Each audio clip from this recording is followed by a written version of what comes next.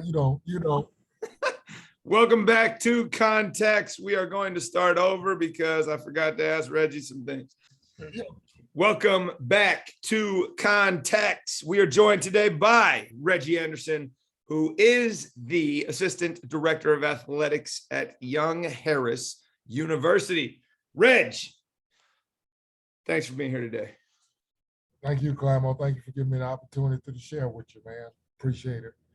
Yeah, I'm really looking forward to this, actually, as you are now transitioning into a new role and what that's like while we're in the moment during a very interesting time in our lives. So if you don't mind, and take as long as you feel you need to here to help us ground the audience, but talk about your background as a coach. How did you get into this whole deal? What's your track record? What was it like as a youngster coming up? And then how did we end up where we are now as the assistant AD? You know how long ago that's been? Yeah, I know. I mean, that's why I say maybe we get the Cliff's notes, but with a few details sprinkled in. I mean, I know we're talking about a long time. Yeah. Okay. We're talking prior to this year, I just finished 25-year career in coaching, 19 years as a high school coach and 6 years as a college coach. And in that stint, I've been a head coach in the high school for a portion of that time. All of the college years have always been an assistant and everything. So during that time, I've been able to be part of a staff that won a Georgia high school state championship with the largest classification in the state. I've been on the college conference championship staff. Blessed to say that I've had over 50 players that secured college scholarships at Division I and Division II levels. I know my most proudest accomplishment is 2 years as a head coach at Steinbrenner High School. I won the county team GPA award, which we finished number one out of 29 schools with an average 3.4 GPA of 15 players. And I've also been fortunate to coach 3 players that went on to play in the NBA. So throughout that time, it's been a lot of things experienced, good, bad, and indifferent. We don't went the whole gamut of them. So I'm just, blessed and fortunate right now to be at a point now that I'm in administration, and my phone's been ringing a lot now by a lot of coaches just want to bounce stuff off of me, and so I'm still connected to the coaching circle. And like I said, I get my coaching vicariously through them. They're like, Coach, what'd you do about this? Coach, what'd you do about that? What's your thought about this? I think this is an opportunity and time frame in which, able to not be in it anymore, but just to be able to give back and, help them younger coaches coming along. So yeah, for sure. And I think that's what happens when we transition into the administrative chair. Mm-hmm. And what I'm curious about as we look at your career and what you've given us to work with here is that as a high school coach, 19 years as a high school, you say you're a head coach for a big portion of that. You won a state championship, and you've coached 3 NBA players. So what did you realize when you first took over as a head coach that you needed to get up to speed on very quickly, right? Because we all think we're prepared. We think we have, what it takes. And then all of a sudden we get blindsided. And like Mike Tyson said, everybody's got a plan until you get punched in the mouth, right? What was that like? Are there any moments that stand out that you could offer for these coaches you're now leading that was like, whoa, here are the things that jumped out right away as a leader and as a head coach that you have to make sure are tightened up? Right off the bat, what I would say would be organization and priority of things to do. I think sometimes as sitting in an assistant chair, you take for granted, that, okay, you just head coach and everything. But once you actually sit in that seat, and I'm not talking about on game night, I'm talking about sitting in that seat in the office, in the classroom, that wherever you are, when you sit in that seat, you quickly understand that you got a lot of things that have to be done, you're responsible for. and you got to learn how to prioritize that thing real quickly. Um, and get I would say organization and understanding all of the rules associated with your sport, from top down. You got to know the rules, because if you don't know the rules, you won't be coach, you won't be a head coach for long. Mhm. You got to know the rules. Then once you find out, everything that has to be done, it's when you got to go out and get you a real good staff. You can't just be picking up anybody. You got to be very intentional and selective about who you're bringing in and what they're coming in for. And along with that, then you got to just trust your delegation. You bring a guy in, you know, you got to bring him in with a specific purpose, and you got to hold him accountable to, hey, that's what I brought you in here for. And you also got to give him the freedom to, do what he does, basically, as we always say, in the field. So those are the biggest things, getting that organization and structure, like the main thing I found is all of my years leading up to before I became a head coach, I was always a skill development guy. Mhm. I would always work with the post players, and that was, quote unquote, that was my thing. I was a skill development working with the bigs, you know. Uh, but when I became a head coach, I quickly found out I don't have that kind of time. I just don't. That's what I love doing, but priority wise, that's you know that's not going to keep me having my job. Just because I'm a skill development guy. I got a whole bunch of administration stuff that got to be done, has to be turned in. you know like we say, there's a lot of paperwork involved, and one person don't get one form. It's the end.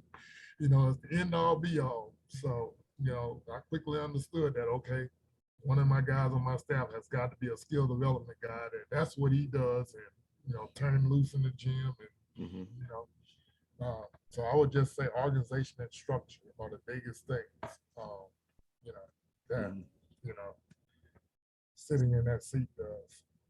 Yeah, and you know what? It's very interesting. You brought that up. It's this idea of delegation, an idea of, all right, I've been an assistant. I had this task, and then I go into 18 inches to the left or the right. Yep. Now I have to manage that task I used to do. Plus, I now have a million other things. And the idea that you said is like, okay, organization, staff, hire people to do specific things, and then delegate. How do you get to the point where you're comfortable delegating? Because at the end of the day, most of us want to just do everything. Right. And as you just mentioned, we realize, and I think it's a great example because I'm in that same situation now as the head coach and the athletic director. And now I have some guys on my staff that can pick up a lot of the basketball that allows me to then administrate and manage the team. Can you talk about some, maybe a few specific bullet points that people don't realize come along with being the head coach, that are these things that you and I know? Like, coaching basketball is like 15% of what we do. Yep. Like, what are the things that are the other 75, 85% that people aren't aware of that come with the job? Roster eligibility forms. You have to make sure everybody's roster is, on your roster is eligible. And that's, certain forms, and a lot of times it's duplication because you're like, I just filled this out for this organization, but now I gotta have it for this organization over here. You got to make sure that, especially, where I was, that kids actually live where they say they live. Because if it comes up where they got an invalid address, of course they're gonna say the coach knew and they did it intentionally. Mm-hmm. So you're doing all that kind of cross checking, making sure that is that. Okay, now you're gonna have, you know, now you're gonna have the booster club want your attention because they got all these grand ideas about what they want to do. Mm-hmm. Um, and you got to get ready to meet with them because you got some stuff that you want to have done for them to pay for. So you got to go into that and negotiate with, hey, how are we going to get this done? You just taking over a program. What type of coach did you have before with the Booster Club? If he was adversarial with the Booster Club, you got to mend those relationships. And how do you mend those relationships? You got to spend time. Coach, can you come over here for the Booster Club meeting? Just to be a part of it. We just, just to be here. We don't need you to say anything right now. We just need you to be in attendance. And then you're like, okay, all right, got that over with. And oh, by the way, we got a back to school party we're giving. Coach, you invited to this. You have to be there. You have to show up. When you're like, I really could be in the gym working with the team, working with the guys. I gotta go do this. Then when you turn around on that, you got a principal and the AD that the AD is like, how's everything coming with the team? Do you have any issues? How's everything with the parents? I got a call from this parent. You need to check with this parent and smooth that over and everything. And then the principal is like, Coach, we're glad to have you here. We expecting great things from you from the basketball perspective and everything. However, Coach, you are a teacher in the classroom. So I'm expecting those lesson plans. I'm expecting, you to do lesson plans and have your grades in just like any other teacher, and you like, got it, so, that's what a lot of times people don't realize, even if it's PE, if you have a class, then you have to make yourself available to every student that comes in your classroom, because they don't care about whether you're a basketball coach or not. You my PE teacher, and you're supposed to teach me PE, so. Yeah, no, and I think that's kind of the thing I was mentioning. It's like, okay, what is the list here? Okay, you got a schedule. You have to make sure you have equipment. You have to order new equipment. You have to figure out how to pay for equipment. You have to schedule officials, maybe security. You have to figure out how to fundraise. You have to do X. None of that has anything to do with the sport you particularly coach. And I think people get into these jobs and they don't realize this, and then they're overwhelmed. So going all the way back, what did you say? You need to hire staff that are complementary and can help you with a lot of these issues. Right. So I love that answer. And from there, I want to kind of pivot to, okay, same question, Coach. You are now sliding, not 18 inches to the right. You're not sliding back to being an assistant, right? Which you've done. You went head coach, assistant coach. Oh, by the way, now we're going to jump into admin. So you're walking down the hall and taking a whole different chair. Yep. What have been the most eye-opening pieces of your new job? I would say the most eye-opening piece is the financial obligation or burden of running sports. As a coach, a lot of times you just take, for instance, on the obvious stuff. Hey, the refs got to get paid, this, that, and the other. But hey, when you become administration, then and let's not even talk about now in this day and age, we got to do COVID testing. Well, guess what? Every test you do costs you some money, and all of a sudden, like, okay, what are we gonna get money for that for? So I think that was been the eye-opening, and the amount of money it takes to support a sport. A lot of times people wonder why people don't have 20, 30 sports and everything, because it takes money for sports to operate. Then when you get into Title IX, if I'm going to offer that sport for a male, I got to offer the same sport for female. So you say, hey, okay, we're going to have a chess team. Well, okay, we better have that split for male and female. So let's go right there for just a sec. Title IX, which was developed to ensure equal opportunity and access. And what you just said is, okay, I've got my student body clamoring to add beach volleyball. And in order to do that, as an administrator, now we have to look at the numbers and be like, okay, I have to have equal opportunity and representation in male and female athletics, not just, well, there's 6 spots here and there's 6 spots here, we're good. But also, what is the percentage of gender diversity at your school? Because then it has to match up with that.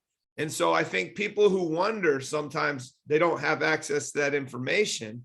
And so that's where a lot of these college programs have dropped football over the years, because it's like, how do you balance football with other opportunities? Not only that, how do you pay for football when football has to pay for itself?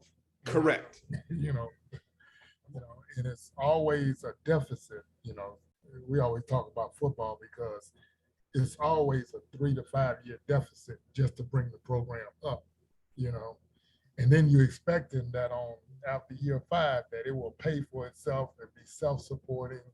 And then when you get into years 7, 8, 9, you're hoping that there's some overflow from football to help support other sports, But that's all related to the success you got on the football field. If you don't have success, then you say, hey, it's costing us too much money to have it, So, that's, and that was the biggest thing, is like the financial repercussions of the least little thing, Like I said, when COVID come along, that's not on anybody's budget before it came up, It's like, who's gonna pay for this, So. Yep. No. And so let's talk about that for just a second. We go into, here are all the unknowns that we didn't know about. And now we have to manage these. And now in an administrative role, you're not just managing a particular team, but you are now managing a entire program. What have you learned watching these other coaches as they manage their programs that you would then take and say, hey, football coach, I just saw the basketball coach do this. It might be something you can implement. Are there any of those that you've noticed in your time as an administrator? Yeah, there's been some stuff that I've noticed and everything. Like, I noticed some coaches do a phenomenal job. Now, like you said, looking at it from this side, looking in, because, a lot of times, especially in college, the sports are all silos. Everybody's in their own bunker. If I'm basketball, my world is basketball at Young Harris College. I know we got a baseball team. I might go there to the baseball team, but I'm not really paying particular attention to what they're doing. Now, where I'm sitting at, I'm seeing the behind the scenes stuff that you're like, you know what? This coach does a phenomenal job in creating culture. This coach does a phenomenal job in doing community service, and everything. You're like, okay, and that's translating to the field, So I think that's been the biggest thing, that, you notice the differences, but then you also start noticing those things that are positives, that are what I see as a direct correlation, to the field. Like, our soccer team is very good. It's ranked #1 in the country, but they have an unbelievable culture, from JV all the way up. It's, hey, we do X, Y, Z. We don't miss a beat, we all on one accord, So let me ask this, Reg, because that's exactly what I wanted to get into. So as you have coached, as you have seen these things, what are the best things that you've seen that you can offer other people? So when you mentioned they have an unbelievable culture, what are some things that they do that other teams don't, that you would offer up to the general sports community and say, hey, look, like, this has helped create this elite culture. Here's what I would recommend to any coaches that they do, at least at a bare minimum, 1, 2, 3. Like, if you left Young Harris and you started a new deal, what would you take with you? The team bonding. I mean, they're unbelievable. They do all kind of team activities, and it's not outside to be seen, but they have, you know, and our baseball program is the same way. They have their own individual activities that gets these guys together, and it's almost, you know, well, it is, you know, it's family, you know. They do, you know, inter squad scrimmages, you know, and they mix up the teams every time, you know, that type of thing, you know, where they're competing, you know, but we're changing teams now. You know, you go out there, sometimes you see them, they got teams based off of classifications, you know, seniors against the juniors, you're like, you know, but it's always that team bonding.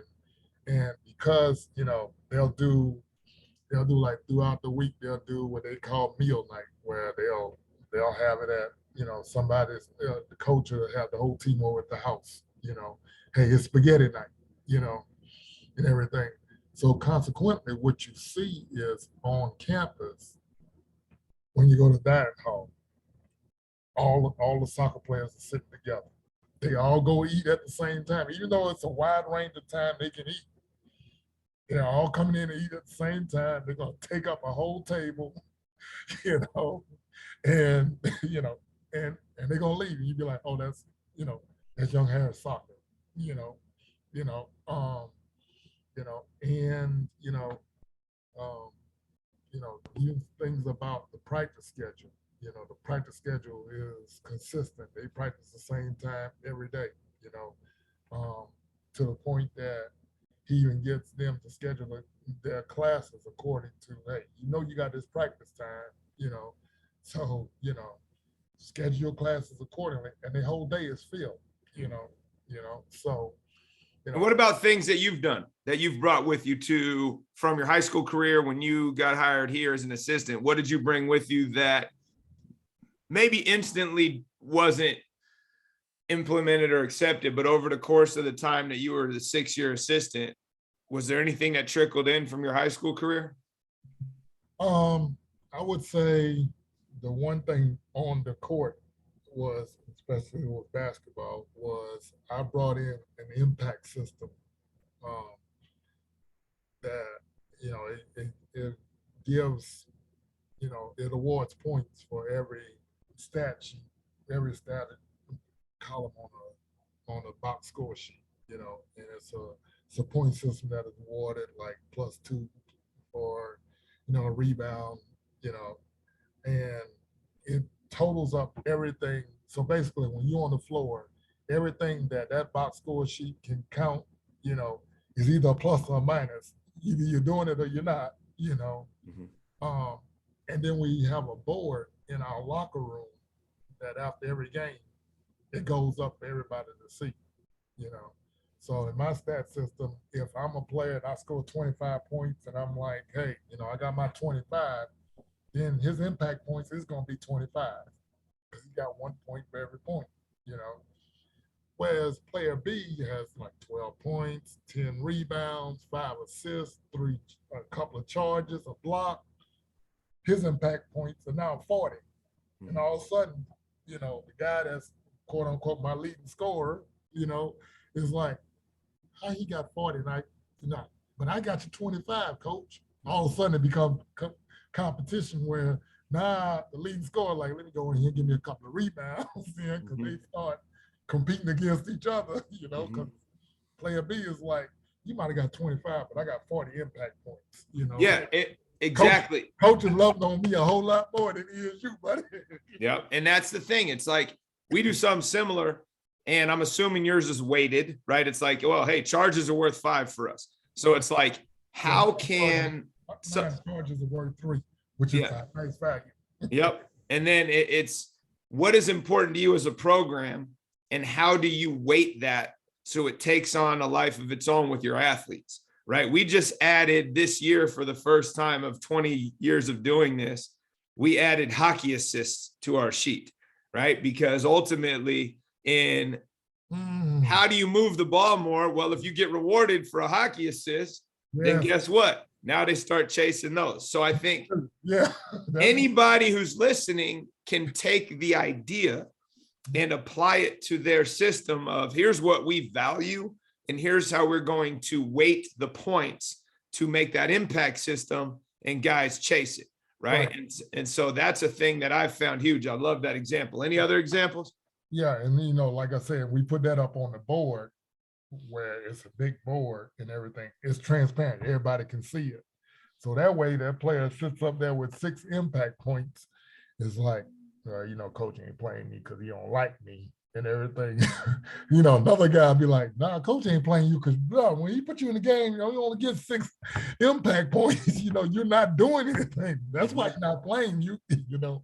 You know, so that helps that culture of accountability that says, you know, it's not, you know, it's not something we just picking out of the sky. They're like, hey, you want to play more, get more impact points. Yeah. You know, Well, you know.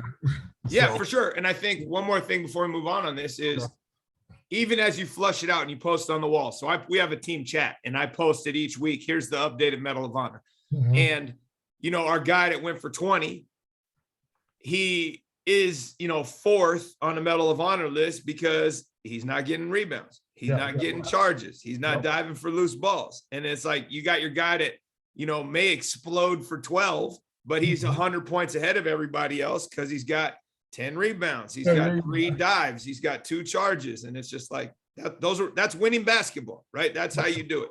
So how do you reward winning athletic plays? And I think that's a great takeaway. Thanks for sharing that one. Let me ask this, coach. 25 years, 19 as a high school, 6 as a college assistant. I'm sure you were coaching other things on the side, but how would you say your approach to coaching and now your approach to administration, how would you say that has changed over your career trajectory, your approach? well, I think the approach that I have, you know, is one is the old symbol of time and maturity, you know. The approach that I had getting into coaching was, hey, you know, I'm just here to help out, I don't, because I got into coaching basically like my last year in the military when I was playing in the military, and just ended up getting into coaching by just going by helping a rec league director that saw me and said, would you come by and see the kids, and talk to them. I just did that, and as they would say, that's when that coaching seed is planted and everything. But even then, it was never. I got in when I initially got in coaching. Never. Oh, I'm gonna be this head coach sometime, and everything. I'm like, hey, I'm just helping out. Year one, I'm just helping out. Year two, and like you say, you look around, and you're like, how many years you been helping out? Well, my first 10 years of coaching, I was at Norcross High here, and we building the program, you know, and everything that I'm just helping out, And even to that point, I was like, well, I'm not, I'm not really interested in trying to be head coach, and not, that's not part of the plan. I'm just helping out, Whereas now, getting into administration, now it's one of those, okay, um, now I'm an assistant AD. Now I do want to be an AD. So now let me start doing those things to line me up to be an AD. Let me learn what it is about the AD versus when I was an assistant. I'm not really concerned about, what it takes to be a head coach. So I didn't do a lot of the research. I didn't get into, like I said, I didn't do doing homework early, you know, because I had 2 years of college all the time. I'm doing this. I'm like, I ain't going back to college because I'm not trying to be a head coach, this, that, and the other, only to run into the experience that when I was at Clark, Atlanta, I was the top assistant and we won the college conference championship. And when you win a championship, of course, other schools come calling. And my head coach, Darryl Jacobs, got the job at Virginia State University, which is a bigger job and everything. And he's like, Red, you want to go with me to Virginia State? Be my top assistant there?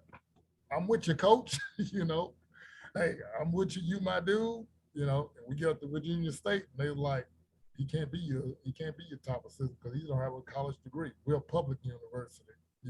That was fine with private college, but we're a public state university, and every assistant has to have a college degree. Are you serious? And then at that time was when who I love, still my mentor and everything, Daryl Jacobs said, go get your degree. I don't care if you get in basket weaving, just go get a degree. And when you get your degree, you got a spot on my staff, you know. So the lesson from that was I never looked at the big picture of what I was stepping into. Right. Had I known that back then, I went on and got the degree and everything, early, and I went back and got my degree, um, but it was just, I didn't do my homework early then. Like now, like I said, I'm assistant AD. I want to be an AD.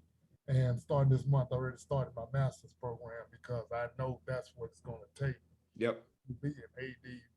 Having a box check, do you have a master's? Check, Yep. So that's Well, the biggest.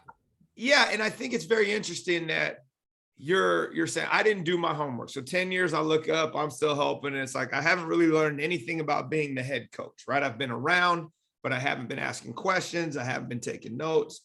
I want to push back a little bit now that you're in administration. Well, hold on. I want to push back now that you're in administration and you've been a head coach. I personally feel like, and I am very intentional about doing this in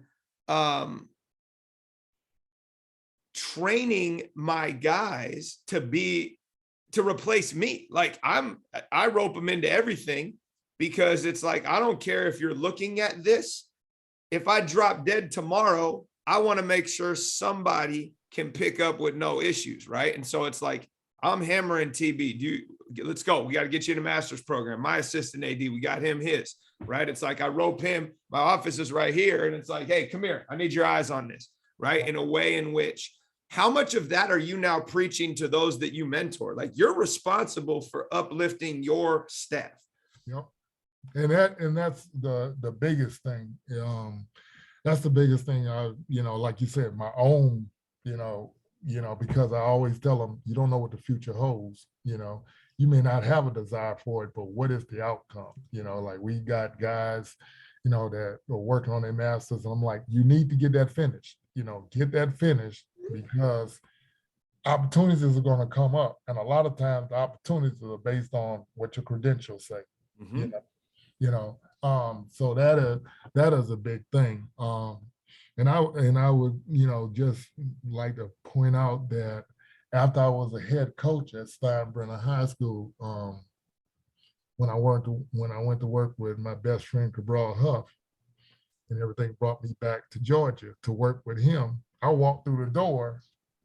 My outlook as an assistant is totally different after being a head coach, And he also recognized that that's why I brought you here. And he put it in a very, very, eye-opening thing. He said, I brought you back here from Florida to be my assistant head coach. Not an assistant coach, an assistant head coach. Because you know what I got on my plate. I can't do it all. I need somebody that understands what that is.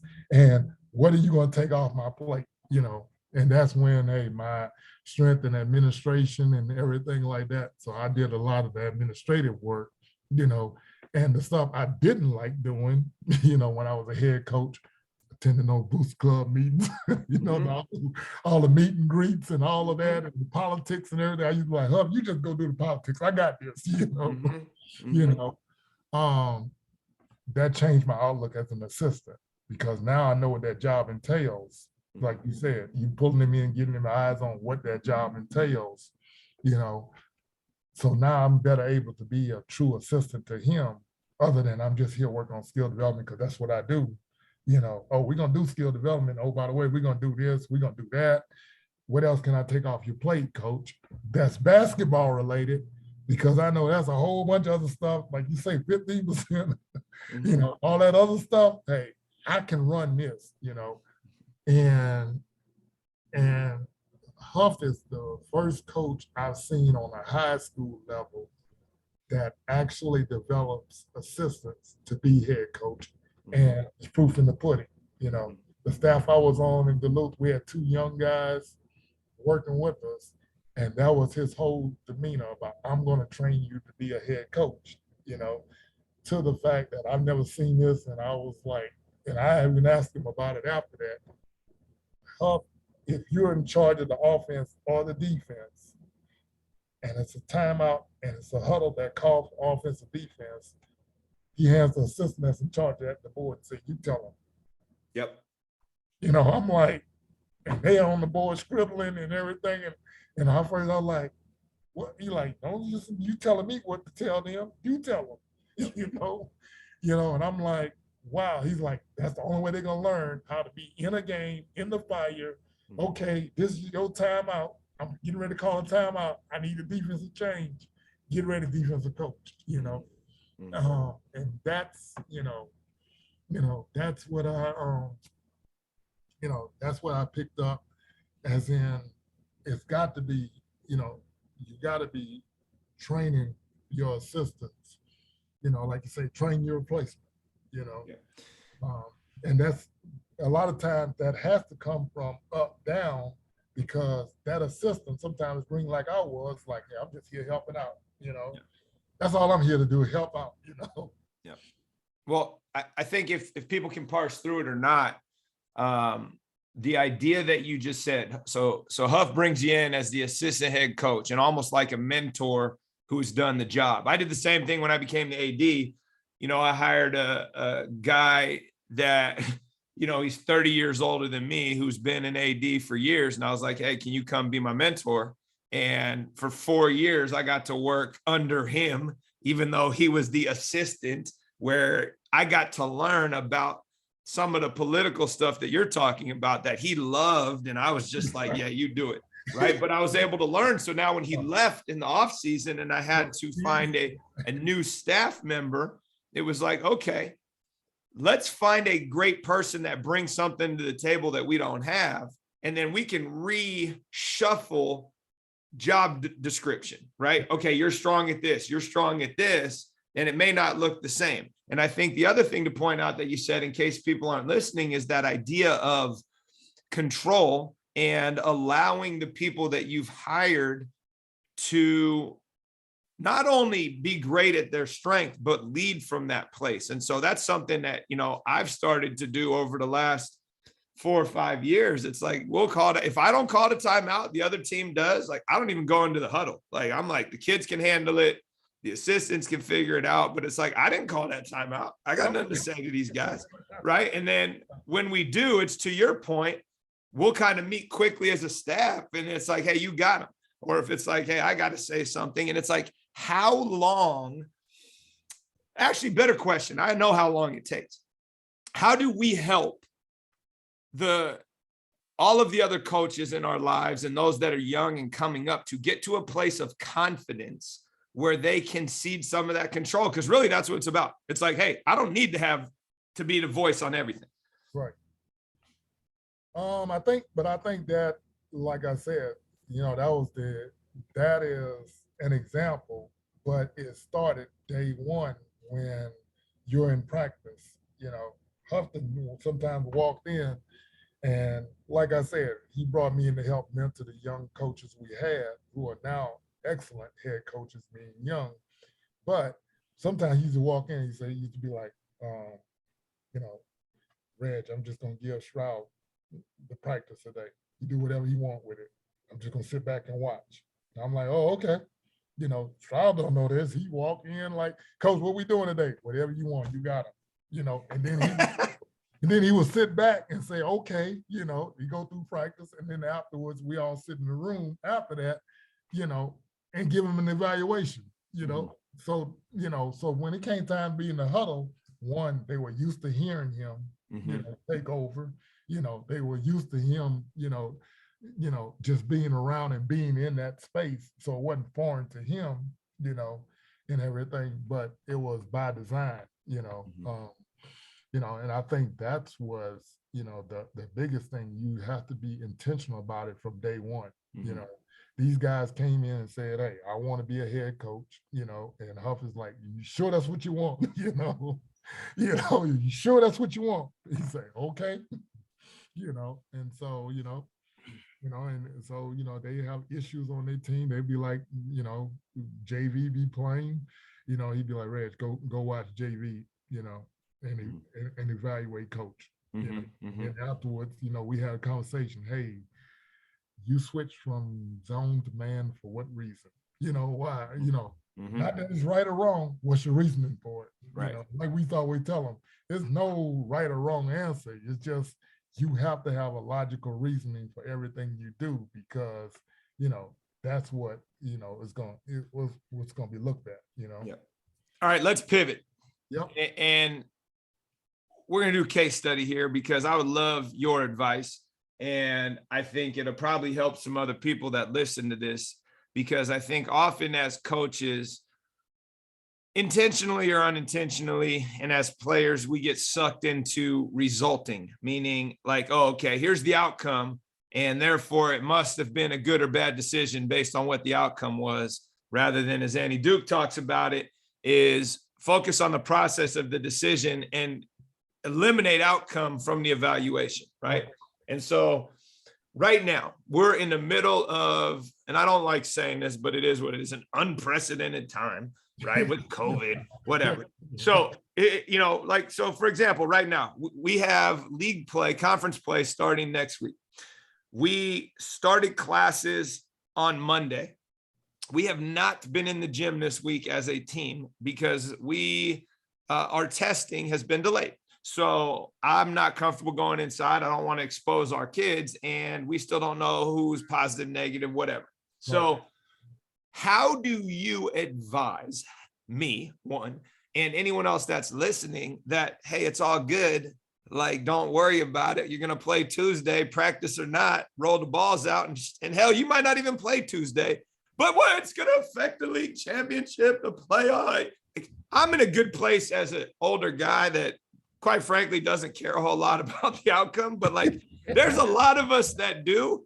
Like, what's your advice to me in this situation to like, hey, it's going to be okay. Here are all the things that you can do that are wins, even if it's not reflected on the scoreboard. Right. I think one of the things you can do is put on it the importance that it has. And the importance that it has is one game. Win, lose, or draw. Wednesday morning is going to come. You're going to go to class, and life is going to go on. It's not the end of the world. The other thing is, like we always used to do is you put it in perspective of what you did. You like, guys, we didn't have time to practice all of that and everything. That's all well and good. We know what we do. We know what systems we run and everything. So we're going to take this. This is like a glorified scrimmage. I know you haven't ran. We're not really concerned about the school board, and everything. Well, let's just see how much we do remember, okay, by show of hands, who remembers this play, this play, this play? Okay, that's the only plays I'm calling tonight. That type of stuff where, I'm not gonna overload you, and one of those, and guys, we treat this just like, like they always say, we're gonna treat this like the YMCA, running. We just showed up with our crew. It's open run. We showed up with our crew. You didn't practice for YMCA, so Well, and that's what we're planning on doing. And quite frankly, I guess I'm running into is the variety of opinions, not from like my staff or even my school, but as I chair the league athletic director committee, it's like the different questions of how we're going to operate this season, and not dismissing anybody's opinion. Right. It's like, I'm very much in the shrug the shoulders, like, hey, let's roll the balls out. Like, it's exactly that. Like a year ago, we didn't play at all. And we were all talking about how happy we would be if we got to play one game. And then all of a sudden you play one game and it's like, now we're talking about championships. It's like, who cares? Like, right. It hasn't changed, like, just because we have a league schedule.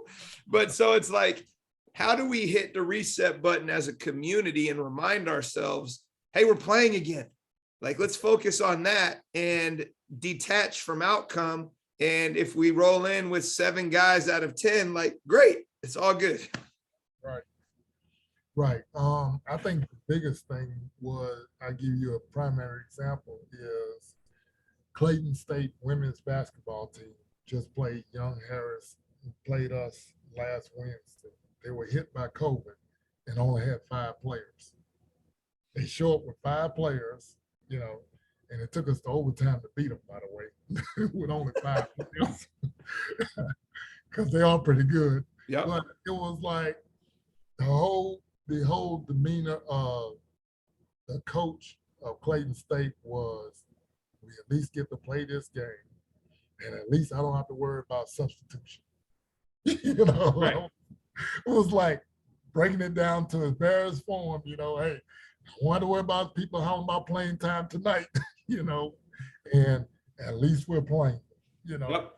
and everything. So I think that is that I think and that's a huge one. Getting everybody to reset to understand that that we are playing. Yeah. We are playing, and what, like I said, whether we have a championship or not, who really cares? The games are being played. And as long as the games are being played, then all of the aesthetics about what sports is continues to go on, because only the record books will say, oh, in 2022, this was the champion of that, everybody, but those kids remember, hey, I played X amount of games, and guess what? I had fun, Yeah. We played the game on a Tuesday. We didn't have practice, Yeah. Well, hey, I think it's funny. 2 things, and I'm gonna ask you one last question. We to the 5-player deal. We played a team in the playoffs 3 years ago. We rolled in and we're like, oh, they got 6 dudes. We're good. And then they 20-pieced us. And it was like, hey, you never know, right? and then on this piece, like, here's a perfect example. So I'm coaching for you, and games just got canceled, and I come in and I'm pulling my hair out, right? What would, and it's hard without a specific, Reg, but I'm going to tap into your administrative background here. What would you tell me that would help me shift my focus to look for what wins are possible, even when I'm not getting what I want, right? I don't get to play this game, right? But hey, if you change your perspective, here are the COVID wins you can find if you're willing to shift to look for X. What would be some of those things that you would point out to me and or any of the coaches in your department? Wow. I think the COVID wins you get from, even if you're not playing, the COVID wins you get from that is, once again, what we talked about, going back to your team bonding, because now you got time, to do stuff away from the court, and I hate to quit to keep referring to him, but I think one of the classic ones was when Huff took over at Voorhees in the midst of COVID.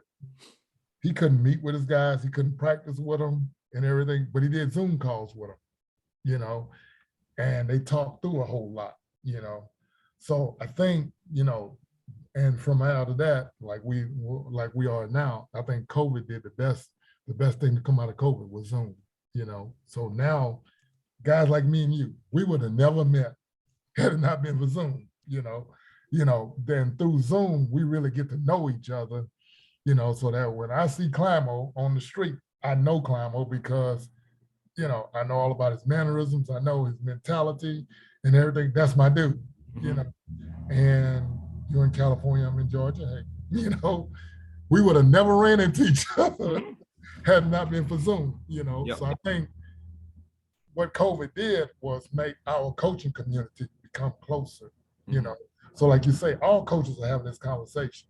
What are the wins we can get out of it? What are you doing with your guys? What are you doing with your guys? How are you relaying what's going on to your guys, And, I think, that's the biggest part, what's the communication going to be, because how you communicate them not playing or not having practice is how they're going to receive it. And kids are resilient. Players are resilient. If they look at coach and coach ain't stressing about it, they're like, why are we stressing? Coach, hey, we gonna play, coach? I don't know who we're gonna play, if we're gonna play Tuesday, we're gonna play Tuesday, whether we practice or not. I'm just glad we playing, dude.